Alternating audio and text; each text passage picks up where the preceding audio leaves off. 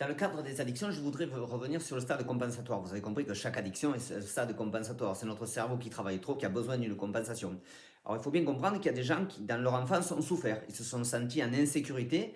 Et ça a mis des programmations, des surprogrammations. C'est-à-dire que ces gens, sans s'en apercevoir, ils analysent, ils suranalysent, ils veulent changer leur mari, leur enfant, les comprendre, lire des livres, s'informer. Et voilà. Donc, ils fabriquent eux-mêmes leur propre suicide, on va dire, psychologique. Ils fabriquent, mais ils s'en rendent pas compte parce que pour eux, c'est normal. Nous, c'est notre métier. Donc, c'est ça. Nous, quand on coupe, on ferme la porte à clé de notre cabinet le soir, c'est terminé. On va penser qu'à nous. On apprend aux élèves, d'ailleurs, à se centrer sur eux, à aller faire du sport, à aller faire des activités pour couper, pour arrêter ce cerveau qui va toujours analyser. Et pourquoi mon enfant fait ça? Pourquoi il fait pas ça? Et mon mari? Voilà. Et plus on aura souffert enfant, et plus ces programmations seront intenses. C'est pour ça qu'au bout d'un moment, on va briller vers une addiction, vers de la bipolarité, vers de la, peu importe, vers le borderline, peu importe.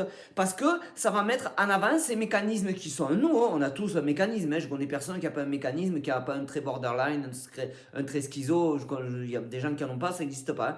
Donc automatiquement, mais cette charge mentale va mettre en amont. Et si vous tombez sur quelqu'un qui est face à vous, un mari, un enfant qui est pareil que vous, eh bien, je vous garantis que ça va monter. Et automatiquement, vous vous doutez où ça va aller. Hein. Au lieu de lâcher prise et se dire, écoute, tu veux penser ça, tu le penses, moi je vais faire du sport. Tu veux ça, débrouille-toi. Mais non, on ne sait pas le faire. Parce qu'on a lu, parce qu'on a compris, parce qu'on a analysé. Et j'ai lu un livre qui me dit que...